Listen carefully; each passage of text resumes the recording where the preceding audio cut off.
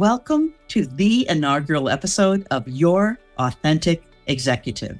I'm Dr. Janyne Peek Emsick, and I am thrilled to have you join me on this journey of discovery and growth.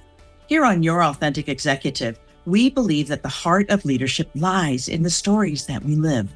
After more than 3 decades of executive coaching and consulting, along with teaching leaders at both the MBA and doctoral levels, I've come to understand that the most powerful lessons come from mining the gold in our own life stories.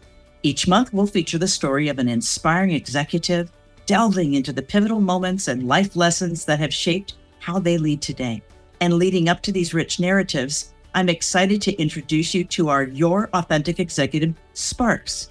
These are 3 powerful lessons lifted from an executive's life that will light the way to our upcoming podcast. If you want to be the first to hear about new episodes of Your Authentic Executive and these illuminating sparks, be sure to follow me on LinkedIn or sign up for our mailing list at yourexecutivecoach.com. I can't wait to share these stories with you and explore the authentic leadership that lies within each of us. Welcome to Your Authentic Executive, our podcast that features the inspiring life stories of executives and the life experiences and lessons that have shaped how they lead and the cultures that they shape as executives. Today's guest is Nash Mahupete. His actual full name, Nash Mahupete, but everyone who knows Nash calls him Nash. And Nash is a dear friend. And I'm really excited, Nash, to feature your story today. But before we get started, Nash is the brand spanking new CEO of QLI in Omaha, Nebraska. And Nash, would you share a little bit about QLI and what sets it apart? Well, QLI, I'd like to call it, is the best place to work ever. We do special work here. Since 1990, so we've been around for 34 years. And QLI serves individuals with spinal cord injuries, brain injuries, chronic pain, limb loss.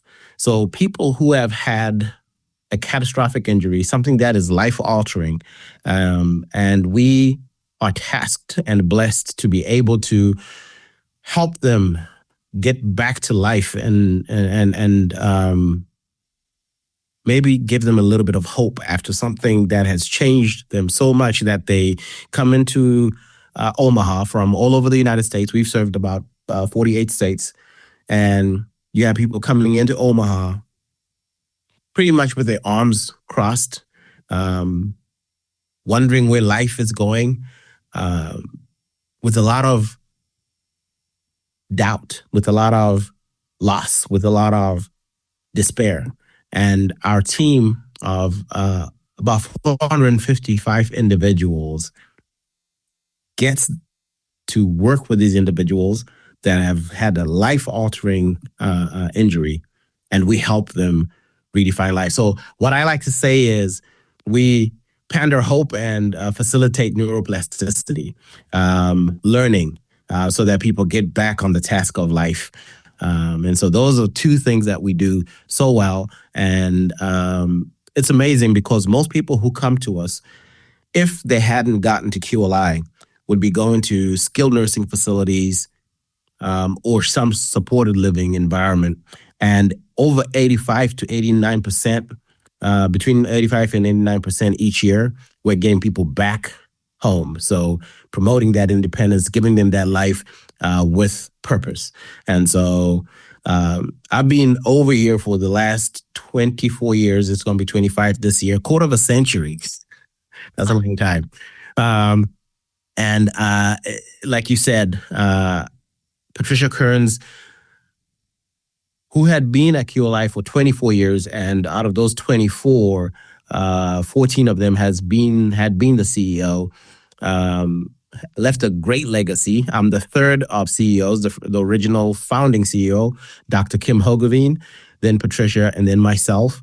I have been fortunate to continue this path that when families of individuals found QLI and have gotten to the opportunity of being involved with QLI, have nothing but great things to say about the transformative work that the people over here have poured into their loved ones' lives. And so, yes, I might be by saying it is the best place to work in Omaha, but it's not just going to be by my bias that we are the best place to work in Omaha. We've been crowned the best places to work in Omaha 8 times. And so it's not just a subjective thing, it's also an objective. So that is a little bit about QLI. My understanding is that you won the Best Places to Work award so many times in a row that they finally just gave the organization a Best Places to Work award so somebody else could win. And almost like a lifetime achievement award. Like, hey, let somebody else do this. Let somebody else get in. So yes, we got a sustained excellence award. And they said, hey, give other people a chance. So being very blessed and fortunate to be associated with QLI, and it's been a great journey. It's been a great journey. So if we back up and start with your formative years, you actually have a fairly distinctive kind of upbringing and formative season in your life. Can you tell us a little bit about your formative years? Yeah. I am one of 6 children. I'm the 4th. And I was a rambunctious young man. And so grew up in a what I'd call a medium-sized family in Zimbabwe, which is a British colony, former British colony, and grew up in the city, but we also had a farm in the country. So I had the best of both worlds, city boy, slicker, but also at the same time, got our hands dirty working on the farm and being there. And so Zimbabwe in 1980 was a colonial country up until April 18th. And so my parents had this dichotomy of who they had grown up and lived around. And so they had this view of, self and also the world that was shaped by pre-colonial Zimbabwe. That when I was born right after independence, number 406. My parents could not live in certain neighborhoods. It was segregated. And for Zimbabwe, you would have what they called the first-class citizens, with white Rhodesians. Those were the first-class citizens. Anybody who was considered white was first class. Then the second was anybody mixed with white.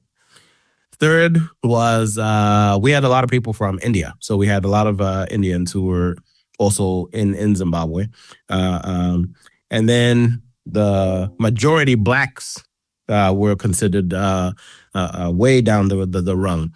And so the capital city is set up in such a way that my father told me, and you can actually tell, the high density suburbs where they were relegated to and couldn't buy homes in other areas were so much that in the capital city, it was a city center.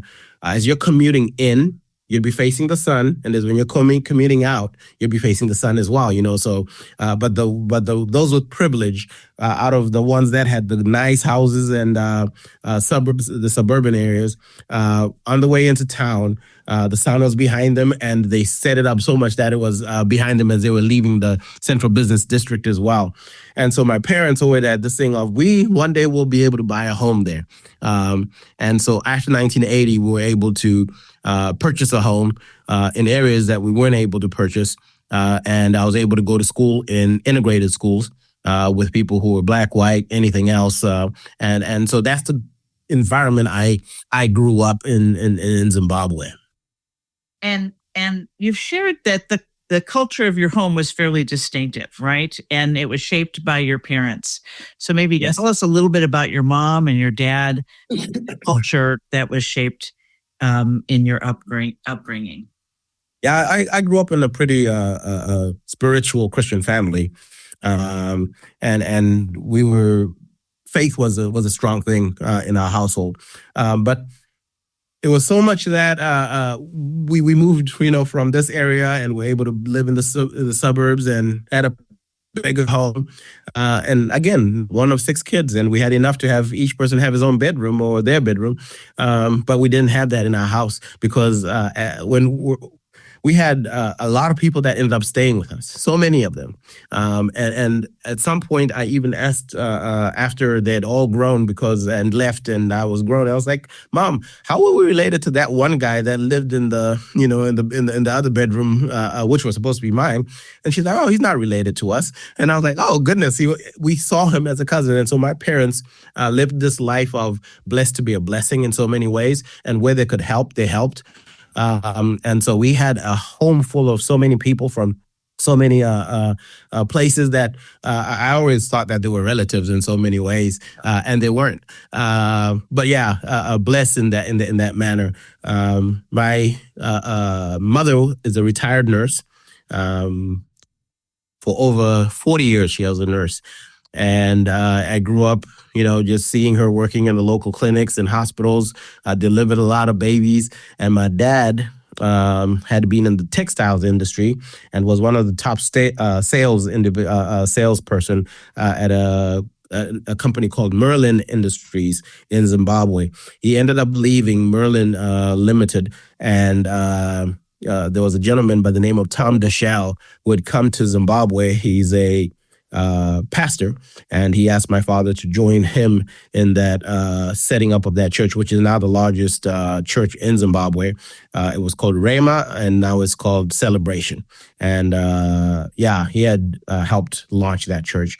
And so again, there was a lot of heart and soul in our house, and lots of people who I considered cousins, and they weren't even blood related, but my parents always saw an opportunity and opened up their hearts and their home, and so much more that transformed so many other people in so many ways.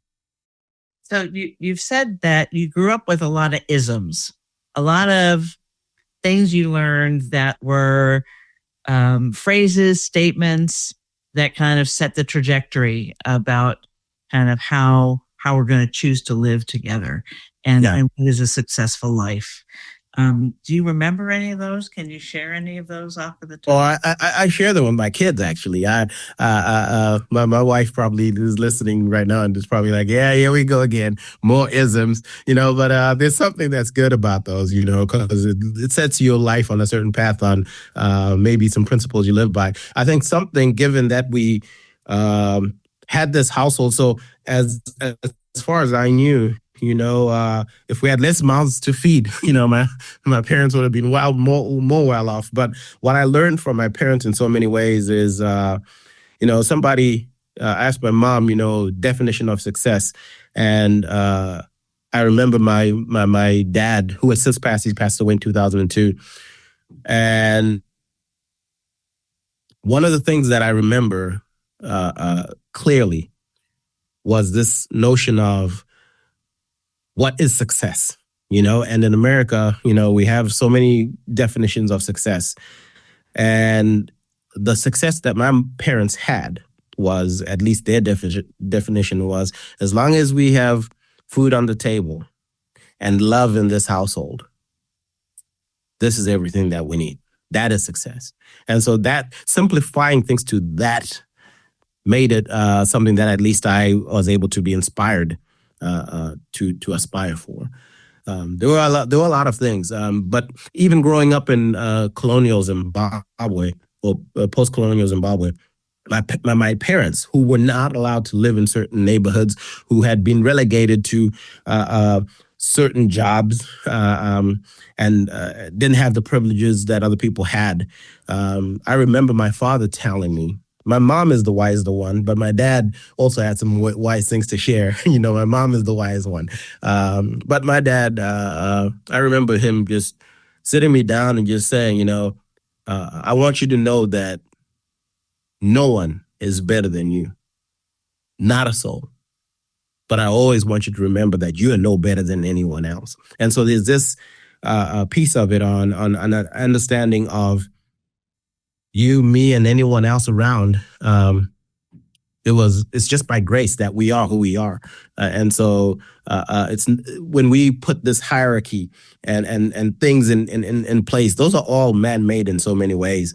I remember reading a book that sometimes you'll see, the idea of, all animals are equal. Some more equal than others. That's from Animal Farm, a book that I read, and that didn't fly in our household.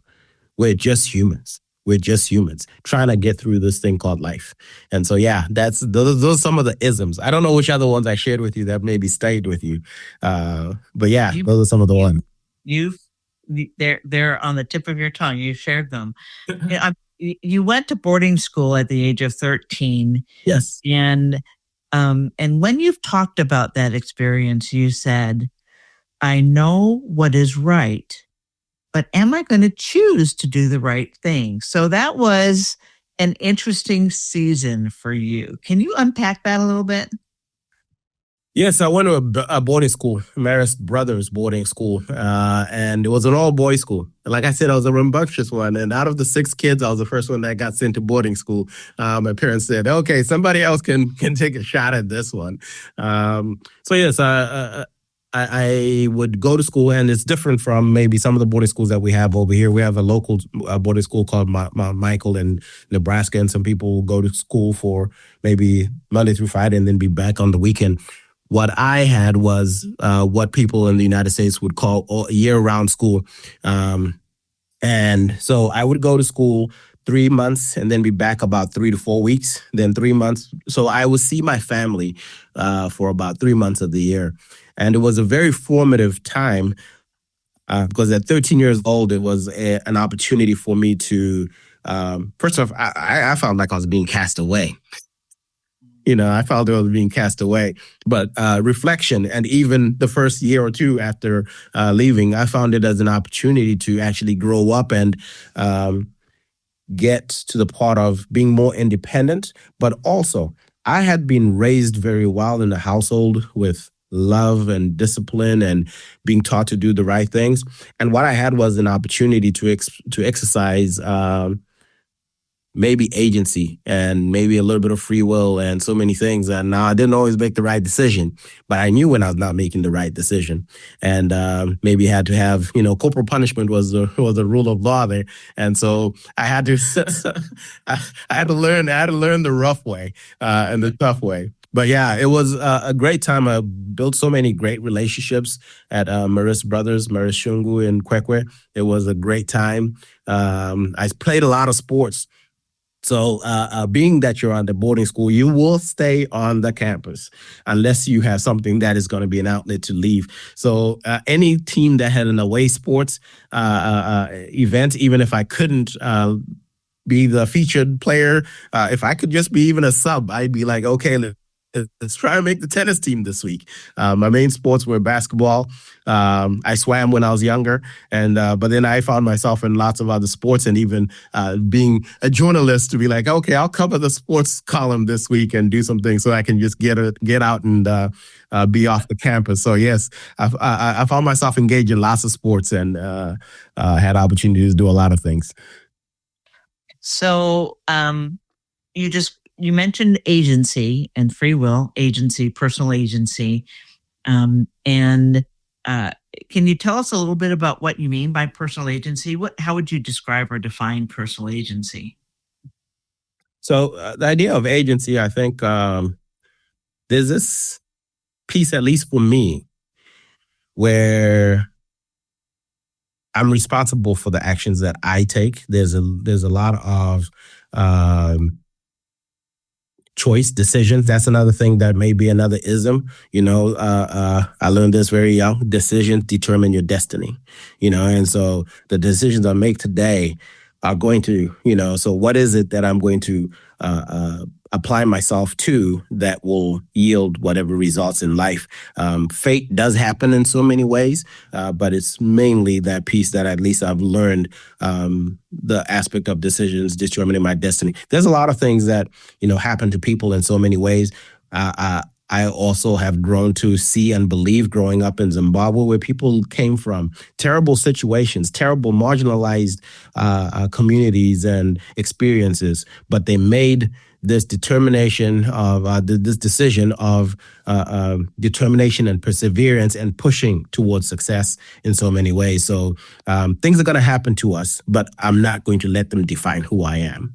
I think is that idea of agency. So how would you connect that idea of personal agency? And you've mentioned this date previously, but April 18th, 2000 is a really important, look, you're beaming. It's a really important date for you. So tell us a little bit about what happened there and how that's connected to your personal agency. Yeah, good question. So yeah, that's a significant date in my life. April 18th, 1980 is the Zimbabwean independence. So Zimbabwe, and I have a little thing over here that somebody bought me, and it's the little Zimbabwe flag that I wear with me. I wear it on my sleeve, so many ways. So Zimbabwe 18th, 1980. Bob Marley was actually in Zimbabwe singing the song Zimbabwe, and the Zimbabwean people, the populace was celebrating, and, he was saying something like, soon we'll find out who will be the real revolutionaries. People, is it the people who are oppressing you? Or is it going to be the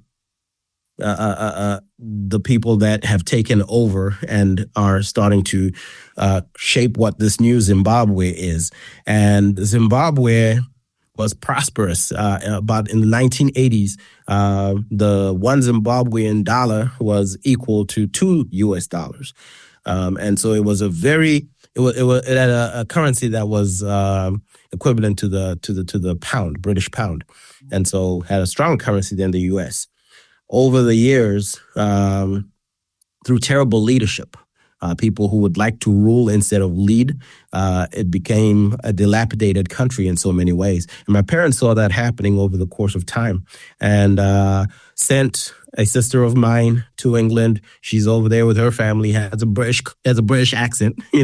My sister, she has a British accent now, and her kids all have British accents. And my other sister, the third born, came to Omaha. And so I had a sister in London and a sister in Omaha. And in April of 2018, April 18, I had this choice of going to England or coming to the United States for school, because my parents saw that Zimbabwe had continued to drop and decline, and opportunities. People going to university and not having opportunities to go to have any. We have a lot of very educated individuals who are out there peddling things on the street, with a university degree. And so they said, okay, let's give you an opportunity to do something different. I came to the United States on April 18th, 20 years after independence.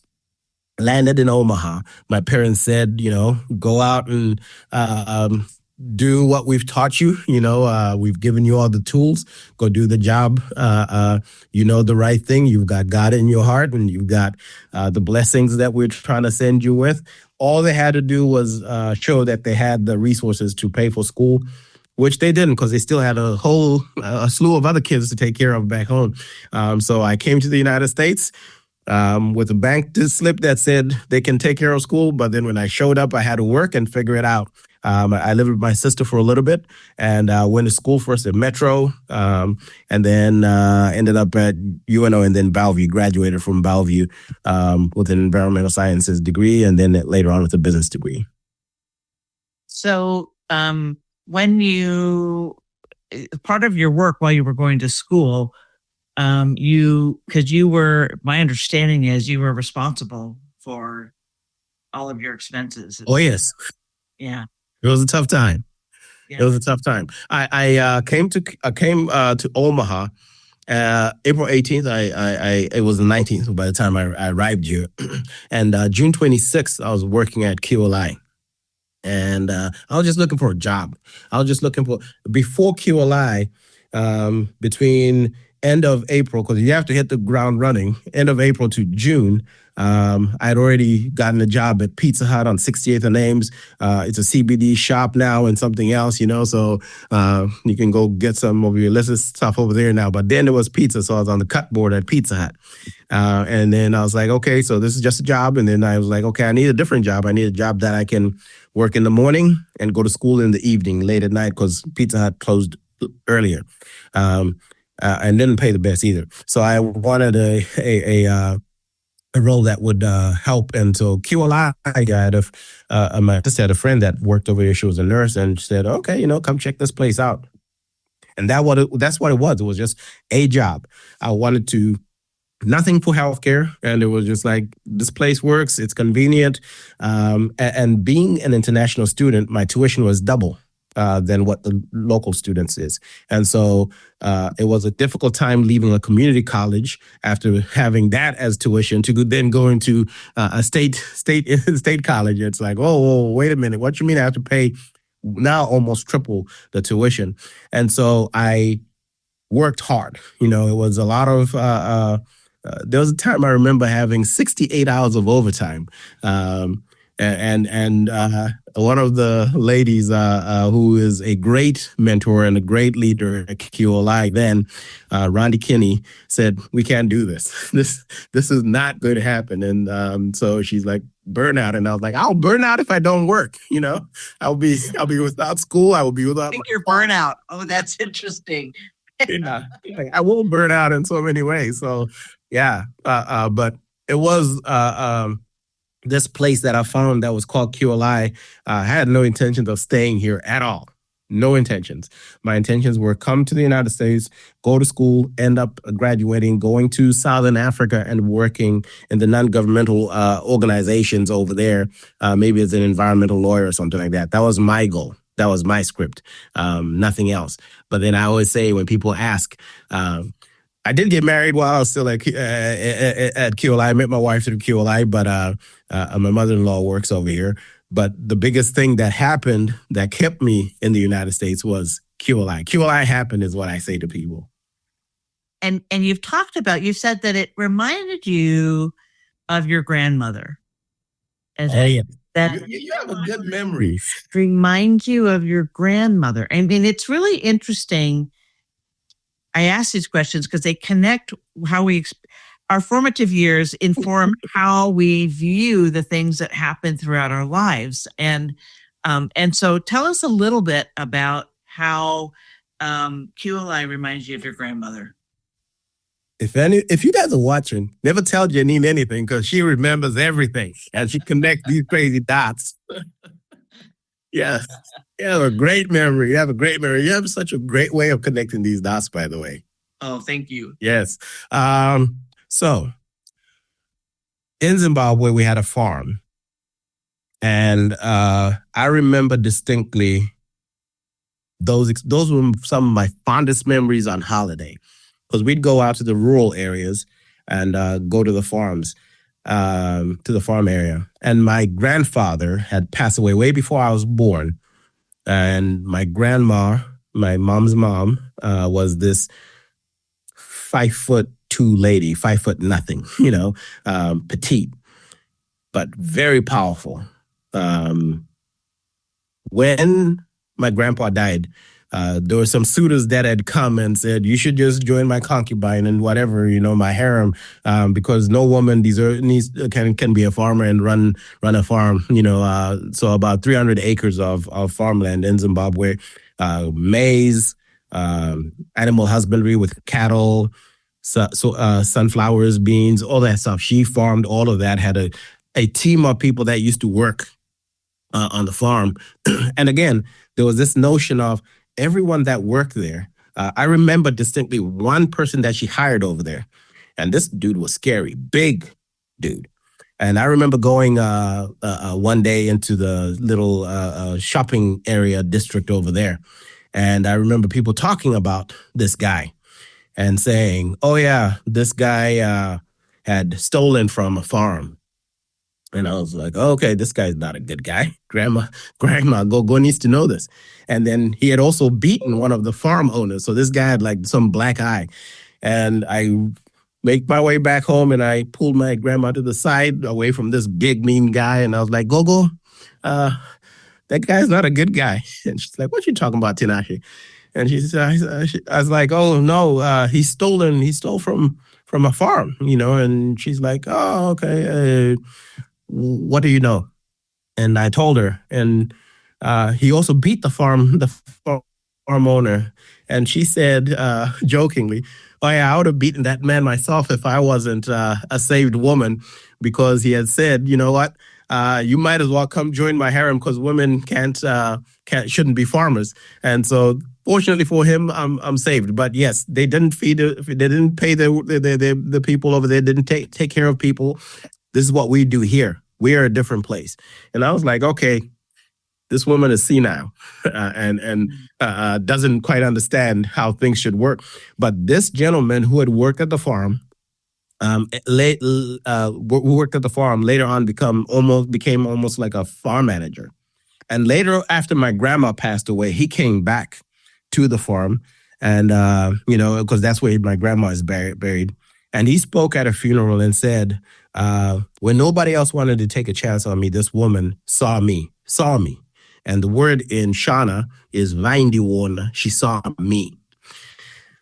And I was like, okay, that's great. This man ended up leaving, starting his own family, doing some things elsewhere, did well for himself.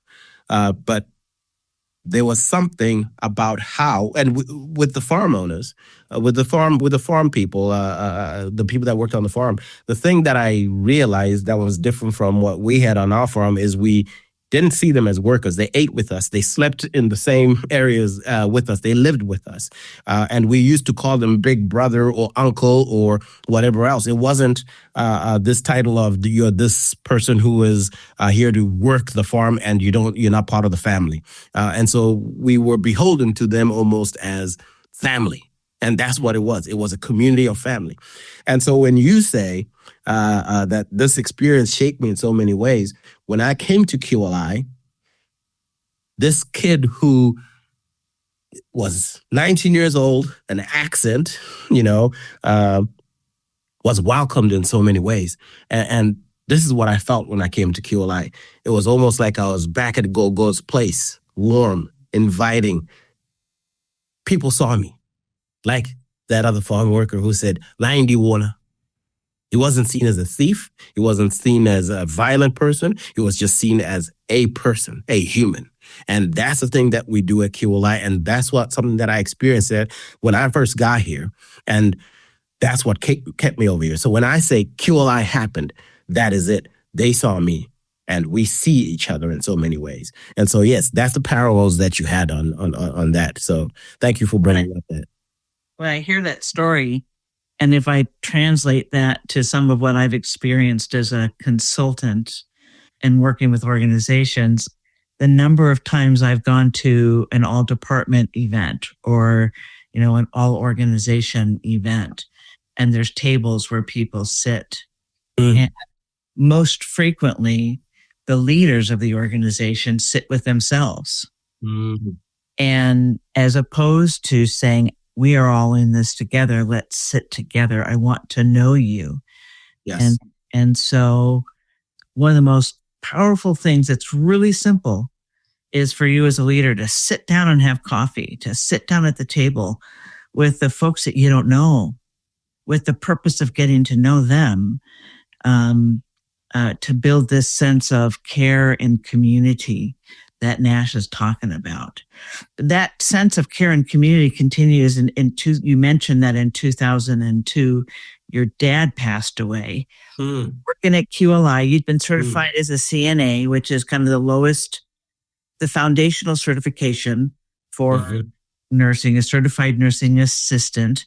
I mean, they're the people who do my husband has been ill recently, and CNAs did the grunt work, just the things that I don't even want to do. And so you were in there doing whatever it took to serve the community. And your dad passed away. You mentioned this. I believe it was in 2002. Yes. And can you share that story just briefly, and kind of there's a regret that you learned coming out of that kind of converted into a learning? Yeah, my dad passed away in 2002. I had just come to the United States and had seen him.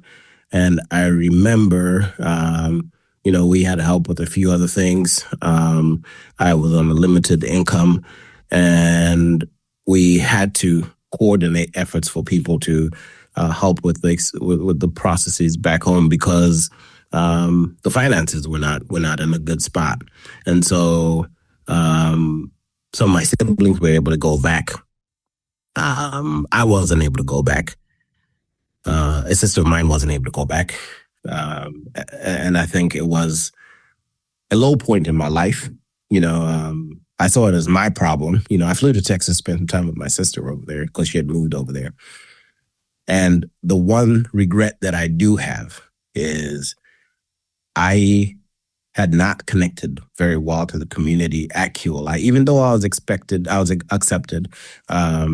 it was my work to do, to get connected. Because looking back now, compared to then, I know if I had approached people and said, here's what's going on, here's what I have in my life, they would have moved heaven and earth to get me to my father's funeral. So I don't have too many regrets in life, just lessons learned. But that's one of the bigger ones, is not being able to attend my father's funeral because I did not open up enough and trust and lean in and reach out. And so something that I express to people is share what's going on. And I can't tell you how many times people have had at QLI this misfortune or whatever. Life happens, right? Life happens. But we take care of each other.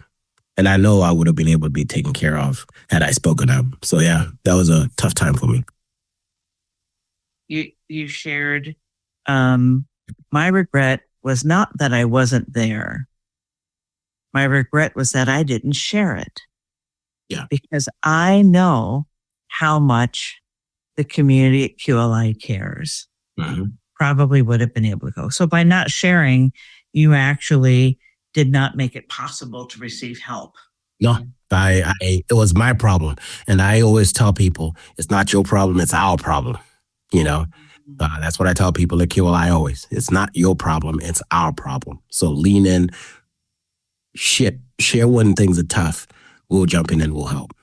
And that's not only personal things, that has to do when it's hard at work. That philosophy, it actually is kind of like a Mobius.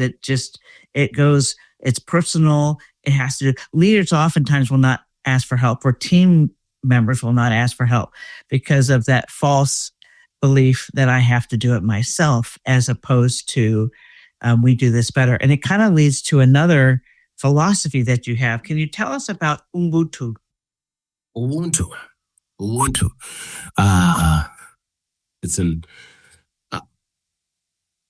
It's something that's beautiful. Yeah.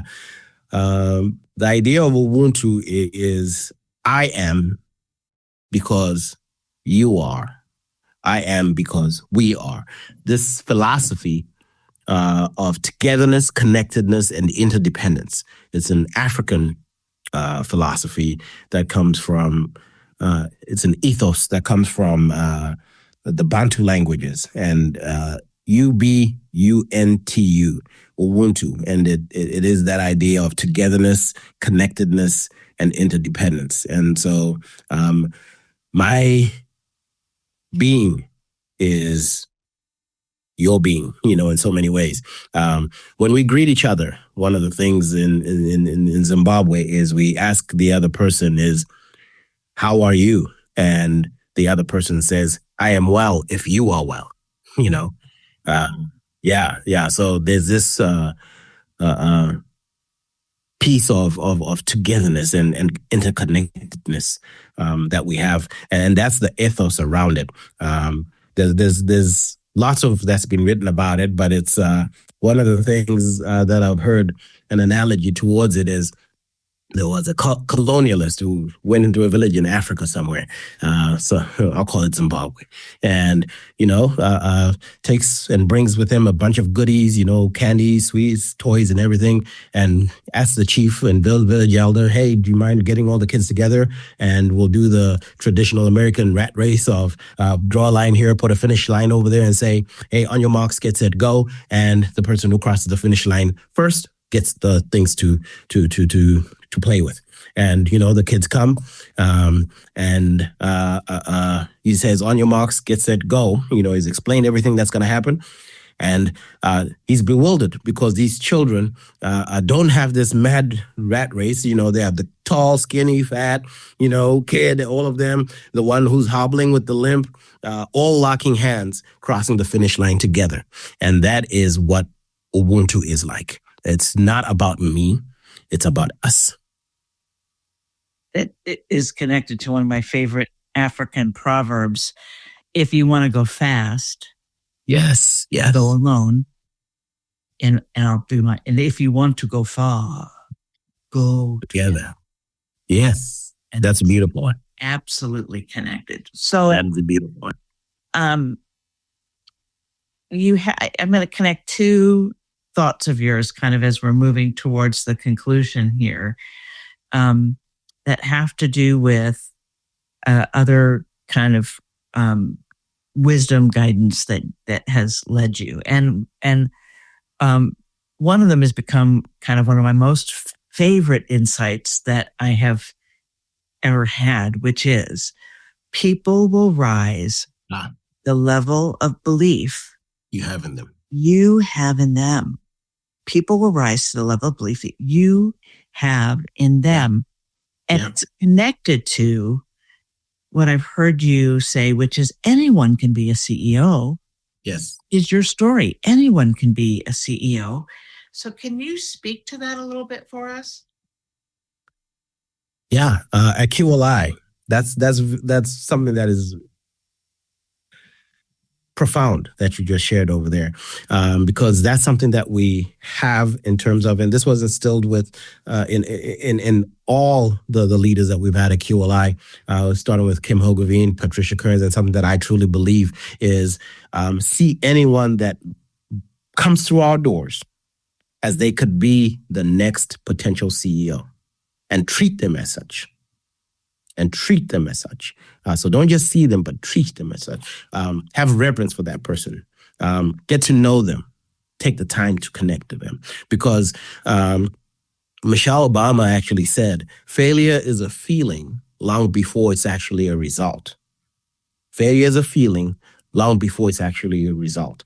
And that's the part of it. The inverse of that is people then will rise to the level of belief that you have in them. So how do you make people feel?